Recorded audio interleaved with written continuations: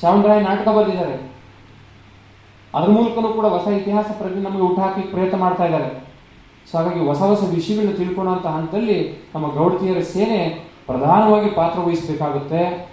ಹೊಸ ಹೊಸ ವ್ಯಕ್ತಿಗಳು ನೀವು ಕರ್ಕೊಂಡ್ಬರ್ಬೇಕು, ಅವರಿಗೆ ಈ ವಿಷಯ ಸ್ಪ್ರೆಡ್ ಆಗಬೇಕು. ನಮ್ಮ ಸಮುದಾಯದ, ನಮ್ಮ ಕುಲದ ಶ್ರೇಷ್ಠ ಶಿಲ್ಪಿಗಳು ಏನೆಲ್ಲ ಸಾಧನೆ ಮಾಡಿದರೆ ಅದನ್ನ ನ್ಯಾಯಯುತವಾಗಿ ಪ್ರಕಟ ಮಾಡುವಂತಹ, ಅದು ಹೊಸದಾಗಿ ನಾವೇ ನಮ್ಮ ಇತಿಹಾಸವನ್ನು ಬರ್ಕೊಳ್ಳುವಂಥ ಕೆಲಸಗಳು ನಡಿಬೇಕು. ಅಂದರೆ ಇಂಥ ಆಲೋಚನೆಗಳು ಹೆಚ್ಚಾಗಬೇಕು ಅಂತ ಹೇಳ್ತಾ ಈಗಾಗಲೇ ಸಮಯ ಆಗೋದ್ರಿಂದ ಇಷ್ಟು ಹೇಳಿ ನಾನು ಈಗಾಗಲೇ ನಮ್ಮ ಕೃಷ್ಣೇಗೌಡರಿಗೆ ಹೇಳ್ತಾ ಇದ್ದೆ, ಆಗಸ್ಟ್ನಲ್ಲಿ ಒಂದು ಕಾರ್ಯಕ್ರಮವನ್ನು ನಮ್ಮ ಮಠದಲ್ಲಿ ಮಾಡಿ ಎಲ್ಲ ವ್ಯವಸ್ಥೆಯನ್ನು ಮಾಡ್ಕೊಳ್ತೀವಿ. ಅಲ್ಲಿ ನೀವು ಸಾವಿರಾರು ಸಂಖ್ಯೆಯಲ್ಲಿ ಸೇರಿಸಿ, ನಮ್ಮ ಜಯರಾಮರು ಕೂಡ ಹೇಳ್ತಿದ್ರು, ಸ್ವಾಮೀಜಿ ನಿಮ್ಮ ಮಠದಲ್ಲೂ ಕೂಡ ಒಂದು ಈ ಥರ ಒಂದು ರಂಗಮಂದಿರ ಮಾಡಿ ಒಂದು 300-400 ಜನ ಕುಳಿತುಕೊಳ್ಳೋಷ್ಟು ಮಾಡಿ, ಕುವೆಂಪು ವಿಚಾರಧಾರೆಗಳಿರ್ಬೋದು, ನಮ್ಮ ಸಮುದಾಯದ ವಿಚಾರಧಾರೆಗಳಿರ್ಬೋದು, ಬೇರೆ ಬೇರೆ ಕಾರ್ಯಕ್ರಮಗಳಲ್ಲೂ ಕೂಡ ಮಾಡ್ಲಿಕ್ಕೆ ಅನುಕೂಲ ಆಗುತ್ತೆ ಅಂತ ಅದನ್ನು ಕೂಡ ಮುಂದೆ ಯೋಚನೆ ಮಾಡೋಣ. ಈ 12 ತಿಂಗಳ ಒಳಗಡೆ 2 ಜವಾಬ್ದಾರಿ ನಾವು ತಗೊಳ್ಳಿಕ್ಕೆ ಇಷ್ಟಪಡ್ತೀವಿ.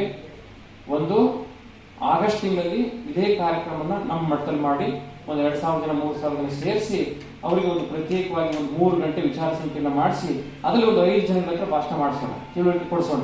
ಒಂದು 30 ನಿಮಿಷ ಒಂದು 2-3 ಅವರ್ಸ್ ಅಲ್ಲಿ. ಹಾಗೆ 12ನೇ ತಿಂಗಳ ಕಾರ್ಯಕ್ರಮನೂ ಕೂಡ ಅದು ಯಾವಾಗ ಬರುತ್ತೋ ಆಗಲಿ, ಈ ತಿಂಗಳಿಗೆ ಬರ್ಬೋದು, ನೆಕ್ಸ್ಟ್ ಇಯರ್ಗೆ 12ನೇ ತಿಂಗಳ ಕಾರ್ಯಕ್ರಮವೂ ಕೂಡ ನಮ್ಮಲ್ಲೇ ಮಾಡಿ ಆ ಪುಸ್ತಕವನ್ನು ಕೂಡ ಬಿಡುಗಡೆ ಮಾಡಿಸೋಣ. ದೊಡ್ಡ ನಮ್ಮ ಸಮುದಾಯದ ದೊಡ್ಡ ನಾಯಕರನ್ನೇ ಕರೆಸಿ ಈ ರೀತಿ ಒಂದು ವಿಚಾರ ಮಂಥನ ನಡೀತಾ ಇದೆ. ಈ ರೀತಿಯ ಒಂದು ಕಾರ್ಯಕ್ರಮಗಳು ನಮ್ಮ ಹೆಣ್ಣು ಮಕ್ಕಳು ಧೈರ್ಯ ಮಾಡಿ ಮುಂದೆ ನಿಂತ್ಕೊಂಡು ಮಾಡ್ತಾ ಇದ್ದಾರೆ.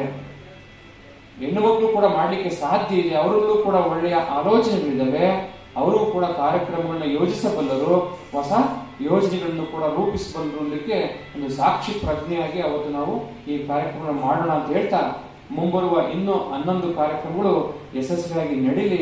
ಇದಕ್ಕೆ ಅನೇಕ ಹಿರಿಯರು ದೊಡ್ಡ ಶಕ್ತಿಯಾಗಿ ನಿಲ್ಲಿ, ವಿಚಾರವಾದಿಗಳು ಭಾಗವಹಿಸಲಿ, ಇತಿಹಾಸಕಾರರು ಭಾಗವಹಿಸಲಿ, ನಮ್ಮ ಸಮುದಾಯದ ಘನತೆಯತ್ತ ಎಲ್ಲ ಕುಲಶಿಲ್ಪಿಗಳ ಬಗ್ಗೆ ತಿಳುವಳಿಕೆ ನೀಡುವಂಥ ಕಾರ್ಯಕ್ರಮ. ಅದು ನಾಟ್ ಓನ್ಲಿ ಗಂಗಾಸ್, ಬರೀ ಗಂಗರು ಅಂತಲ್ಲ, ಯಾವ್ಯಾವ ರಾಜಮನೆತನಗಳು ಇಲ್ಲಿ ಹಾಡು ಹೋಗಿದ್ದಾರೆ ಅಲ್ಲಿ ಮಂತ್ರಿಯಾಗಿಯೋ, ಸೇನಾಧಿಪತಿಯಾಗಿಯೋ, ರಾಜನಾಗಿಯೋ, ಸಾಹಿತಿಯಾಗಿಯೋ ಅಲ್ವಾ, ಅಥವಾ ಒಬ್ಬ ಕಲಾವಿದನಾಗಿಯೋ, ಹೀಗೆ ವಿಭಿನ್ನ ಪಾತ್ರಗಳಲ್ಲಿ ಸಮುದಾಯದ ಶ್ರೇಷ್ಠ ಸಾಧಕರು ಯಾರಿದ್ದಾರೆ ಅವರೆಲ್ಲರೂ ಕೂಡ ಚಿತ್ರಿಸುವಂತಹ ಮತ್ತು ತಿಳಿಸುವಂತ ಕೆಲಸ ಆಗಲಿ ಅಂತ ಹೇಳಿ ಎಲ್ರಿಗೂ ಶುಭ ಕೋರಿ, ನಮ್ಮ ಕೃಷ್ಣೇಗೌಡರು ನೋಡಿ ಎಷ್ಟು ಸಿಂಪಲ್ ಆಗಿ, ಎಷ್ಟು ಅವ್ರಿಗೆ ಕಾಳಜಿ ಇದ್ರೆ ಏನಾದ್ರೂ ಮಾಡಬೇಕು ಅಂತ ಹೇಳಿ ನಮ್ಮ ರೂಪಾಗೌಡರು ಅವ್ರ ಇಡೀ ತಂಡವನ್ನು ಇಟ್ಕೊಂಡು ಒಂದು ಒಳ್ಳೆ ಕೆಲಸ ಮಾಡೋ ಸಂದರ್ಭದಲ್ಲಿ ನಾವೆಲ್ಲರೂ ಕೂಡ ಅವರಿಗೆ ಪ್ರೀತಿಪೂರ್ವಕವಾಗಿ ಶುಭ ಹಾರೈಸೋಣ.